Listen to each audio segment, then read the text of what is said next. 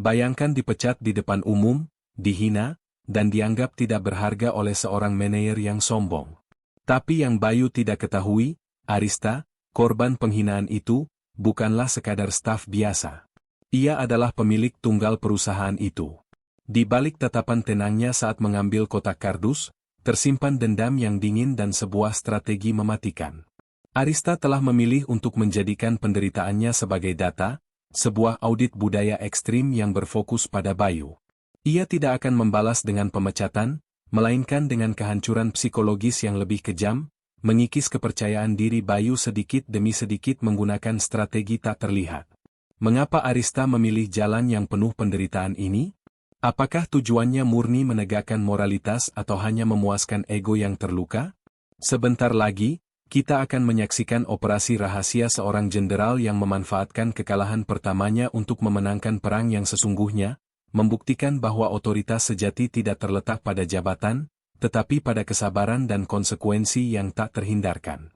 Pagi itu, di lantai ke-35 Anindita Corp, sebuah nama yang hanya dikenali Arista Anindita sebagai milik keluarganya dan kini, secara teknis, miliknya sendiri, suasana kantor terasa dingin dan tidak manusiawi. Arista, sebagai staf pemasaran biasa, duduk tenang di kubikelnya. 6 bulan lalu, ketika ia mengambil keputusan radikal untuk menyamar dan melakukan audit budaya dari level terbawah, ia telah memprediksi akan adanya gesekan. Namun, ia tidak menyangka bahwa Bayu Adiatama, manajernya, akan menjadi subjek uji yang begitu sempurna. Kekuatan Arista terletak pada ketenangan, analisis data yang tajam, dan kesabaran yang hampir patologis. Kelemahannya adalah ego yang haus validasi, ia ingin melihat apakah ada yang menghargai kinerjanya tanpa melihat label pemilik. Motivasi intinya adalah menemukan integritas sejati di antara timnya dan menghapus toksisitas korporasi yang merusak. Rahasia berlapisnya adalah bahwa ia baru saja mengakuisisi saham mayoritas perusahaan, menjadikannya satu-satunya penentu arah kebijakan dan Bayu adalah korban pertama dari restrukturisasi moral yang ia rencanakan. Saat Bayu tiba, aura superioritasnya menyelimuti lantai kantor seperti kabut beracun. Bayu, seorang manajer yang ambisinya didorong oleh ketakutan mendalam akan kemiskinan masa lalunya, melihat setiap staf brilian seperti Arista sebagai ancaman langsung terhadap keamanannya. Laporan ini, Bayu menggebrak berkas laporan bulanan Arista di atas meja, adalah sampah. Tidak mencerminkan kualitas yang kita butuhkan. Kamu bahkan tidak tahu cara menyusun strategi. Jangan-jangan kamu pikir-pikir saja apa yang sedang terjadi di pasar? Jangan sok pintar. Kata-kata itu tajam dan mematikan, diucapkan di depan setidaknya 12 rekan kerja. Arista, yang laporan tersebut sebenarnya berisi data prediktif yang akan menghemat perusahaan miliaran, hanya menarik napas. Ia telah melihat ini datang, bahkan mengharapkannya. Ini adalah bagian dari datanya, tingkat toksisitas Bayu di bawah tekanan.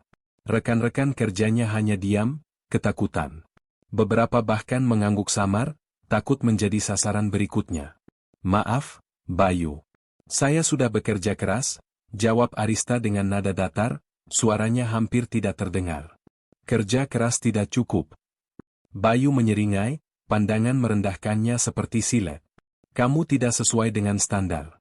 Keputusan sudah final. Kamu dipecat. Bayu berbalik dan pergi, langkahnya penuh kemenangan. Seluruh ruangan sunyi. Arista mengambil kotak kardusnya, memasukkan beberapa barang pribadinya. Saat ia berdiri, meninggalkan kubikel itu untuk terakhir kalinya, sebuah senyum tipis, yang tidak dilihat siapapun, tersungging di bibirnya. Itu bukan senyum kesedihan, melainkan senyum puas seorang jenderal yang baru saja menyelesaikan fase pertama dari sebuah operasi rahasia. Ia telah dipecat, dihina, dan dianggap tidak berharga. Sekarang, permainan yang sesungguhnya baru saja dimulai. Ia bukan lagi Arista, si staf pemasaran yang rapuh. Ia adalah Arista, pemilik yang marah. Setelah meninggalkan gedung megah itu, Arista memilih jalur yang paling tidak terduga, melarikan diri dari hiruk-pikuk Jakarta ke sebuah kota kecil di pesisir. Bukan untuk bersedih, tetapi untuk merancang strategi.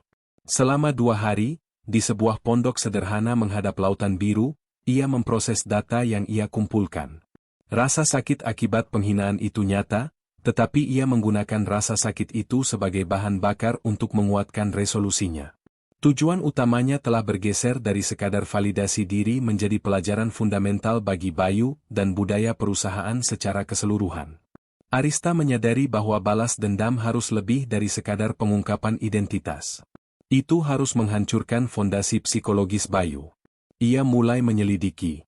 Melalui jaringan lama dan informasi internal yang hanya bisa diakses oleh pemilik perusahaan, rahasia yang masih ia sembunyikan dari semua orang, ia menggali latar belakang Bayu Adyatama.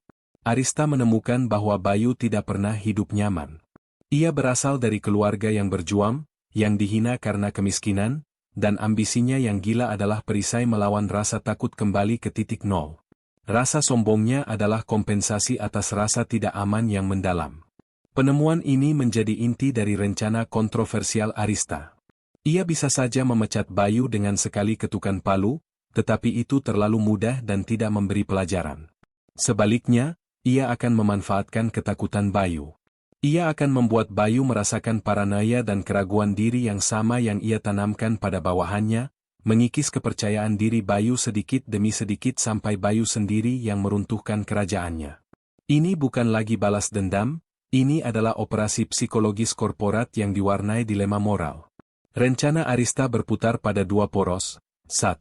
Menggunakan kekuatan kepemilikannya untuk memengaruhi keputusan eksekutif. Dan 2. Menciptakan sosok red herring yang akan menjadi corong ide-idenya.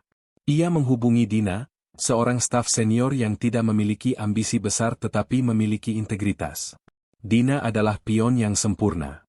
Arista tidak mengungkapkan identitas aslinya kepada Dina, hanya menawarkan kolaborasi rahasia dari seorang konsultan luar yang bisa memberi Dina kenaikan pangkat dan Bayu pelajaran. Kamu harus menjadi suara baru. Suara yang lebih baik dari Bayu, perintah Arista melalui saluran komunikasi terenkripsi. Dina setuju, melihatnya sebagai kesempatan. Arista kini mengoperasikan dua identitas. Yang pertama, pemilik perusahaan yang bersembunyi.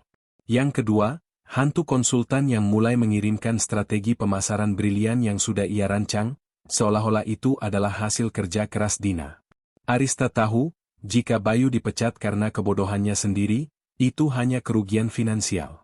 Tetapi jika Bayu dipecat setelah ia dihancurkan secara mental oleh orang yang ia anggap remeh, itulah pelajaran yang abadi. Arista kembali ke kota dengan misi yang jelas, rasa sakit hati diubah menjadi senjata strategis. Minggu-minggu berikutnya di Anindita Corp diliputi oleh ketegangan yang aneh. Bayu merasakan ada yang tidak beres. Proyek-proyek yang sebelumnya stagnan tiba-tiba menunjukkan hasil yang luar biasa. Keputusan-keputusan penting yang ia tunda kini disetujui oleh Dewan Direksi dengan kecepatan yang mencurigakan. Namun yang paling mengganggu adalah Dina. Staf senior yang sebelumnya biasa-biasa saja itu tiba-tiba bersinar, mengajukan ide-ide yang begitu inovatif, begitu brilian, sehingga Bayu merasa terancam di departemennya sendiri. Ide-ide tersebut berasal dari Arista, si hantu konsultan, yang memanfaatkan Dina sebagai perantara. Arista memastikan bahwa setiap ide yang disajikan menyerang kelemahan strategis Bayu. Dalam rapat-rapat besar, Bayu merasa seolah-olah posisinya dikepung. Dia mencoba mengklaim ide-ide Dina, tetapi Arista, melalui jaringan eksekutifnya, telah memastikan bahwa kredit jatuh sepenuhnya pada Dina. Bayu mulai dikesampingkan. Haknya untuk mengambil keputusan strategis perlahan-lahan beralih ke tim lain, bahkan ke Dina. Bayu, strategi ini jauh lebih mendalam daripada yang biasa kamu ajukan, kata seorang direktur dalam rapat. Saya sarankan kamu belajar lebih banyak dari rekan-rekanmu, terutama Dina. Paranoia Bayu semakin menjadi-jadi. Ia mulai melacak jejak Arista.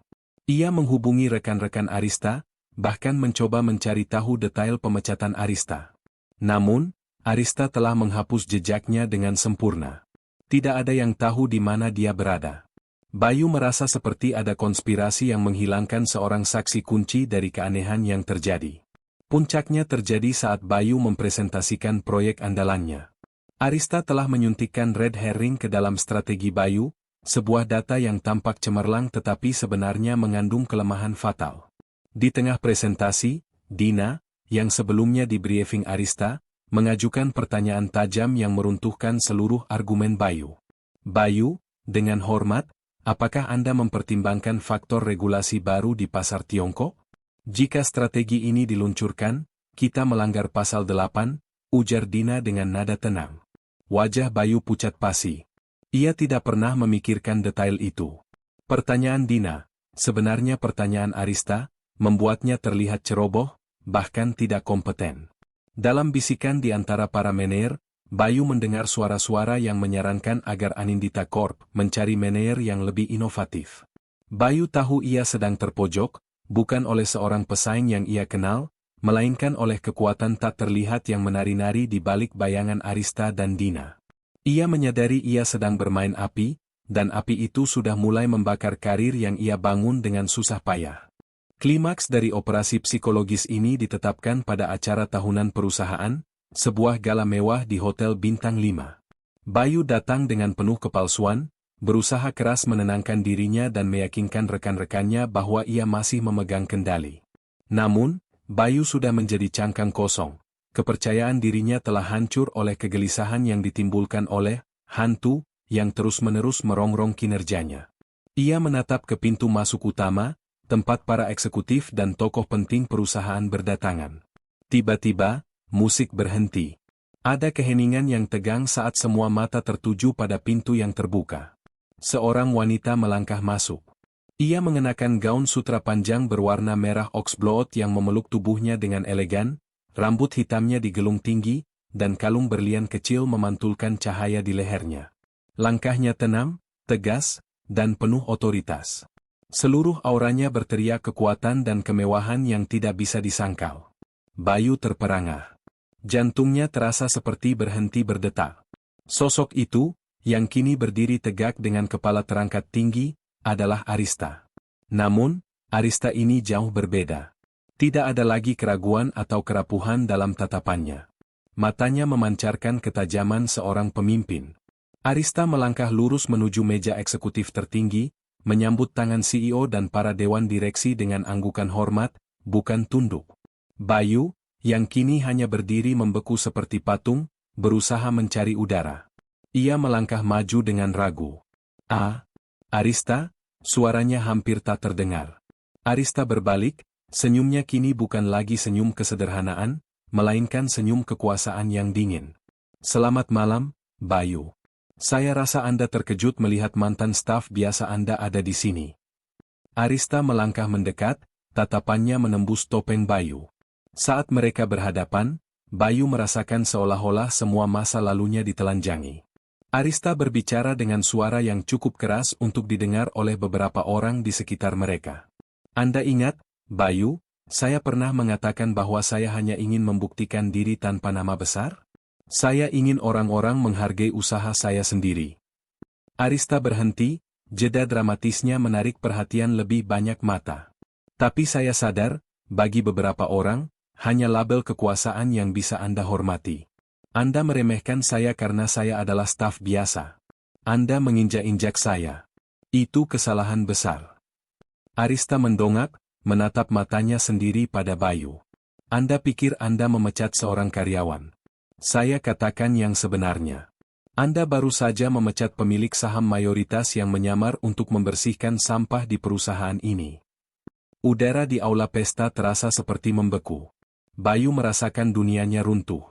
Semua penghinaan, semua kata-kata kasarnya, semua kecurigaannya selama berminggu-minggu, kini terjawab dalam satu pengungkapan brutal yang memalukan.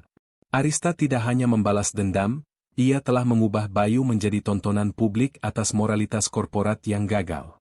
1 hari setelah pengungkapan kontroversial di gala perusahaan, Bayu memohon pertemuan 4 mata dengan Arista di kantornya yang baru, sebuah ruangan direksi dengan pemandangan kota yang menakjubkan. Bayu, yang kini berpakaian biasa, tampak benar-benar hancur. Ia tahu bahwa ia akan dipecat, tetapi ia datang untuk mencari pengampunan, atau setidaknya pemahaman. Arista duduk di seberangnya, tidak ada kemarahan di wajahnya, hanya kelelahan.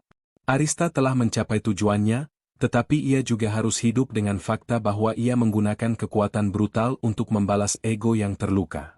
Aku sangat menyesal, Arista, Bayu memulai, suaranya parau. Aku dibutakan oleh ambisi dan ketakutan masa lalu. Aku meremehkanmu. Aku memperlakukanmu dengan buruk. Bayu menundukkan kepalanya, air mata mulai menetes.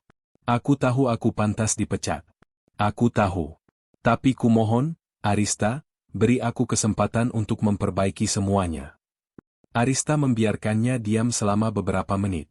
Kemudian, Arista berbicara, suaranya pelan tetapi mengandung kekuatan yang lebih menakutkan daripada teriakan. Aku tidak akan memecatmu hari ini, Bayu, ujar Arista, yang membuat Bayu mendongak dengan tatapan tidak percaya. Itu terlalu mudah. Memecatmu hanya akan memvalidasi ketakutanmu dan memberimu alasan untuk menyalahkan dunia. Bayu tercengang, tetapi Arista melanjutkan dengan nada yang tidak memberikan ruang untuk negosiasi. Aku akan memberimu dua pilihan. Pilihan pertama, kamu pergi hari ini, namamu tercemar, dan seluruh pasar tahu kamu dipecat oleh orang yang kamu hina. Pilihan kedua, kamu tetap di sini, tetapi kamu harus bekerja di bawah Dina, yang sekarang menjadi manajer senior yang baru, dan kamu akan dipromosikan hanya jika ia mengizinkannya. Pilihan kedua adalah penyiksaan yang kejam. Bayu harus bekerja di bawah orang yang ia pandang remeh, yang ide-idenya ia curi, dan yang kini menjadi saluran bagi kejatuhannya. Ini adalah hukuman yang membuat Bayu harus berhadapan dengan kegagalan moralnya setiap hari. Aku akan memilih yang kedua, jawab Bayu dengan suara gemetar. Ia memilih rasa sakit yang panjang demi kesempatan terakhir. Arista tersenyum tipis. Bagus. Karena aku tidak akan memberimu pengampunan hanya karena kamu menyesal. Penyesalan hanyalah emosi yang nyaman. Yang kamu butuhkan adalah konsekuensi.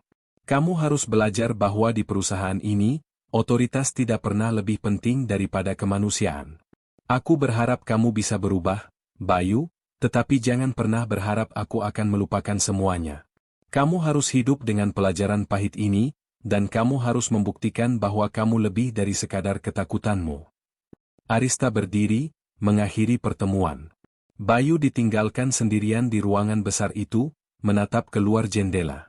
Dia tahu pembalasan Arista tidak hanya tentang menghancurkan karir, itu tentang merombak jiwa. Arista Anindita, si pemilik yang menyamar, telah mengajarkan pelajaran yang kontroversial, bahwa kekuasaan absolut terkadang digunakan, bukan untuk membangun, melainkan untuk menghancurkan dengan cermat demi menegakkan standar moral yang tak kenal ampun. Setelah pengungkapan besar yang memalukan di acara perusahaan, Bayu mendapatkan konsekuensi yang jauh lebih menyakitkan daripada sekadar pemecatan. Ia harus tetap bekerja, tetapi di bawah otoritas staf yang sebelumnya ia remehkan.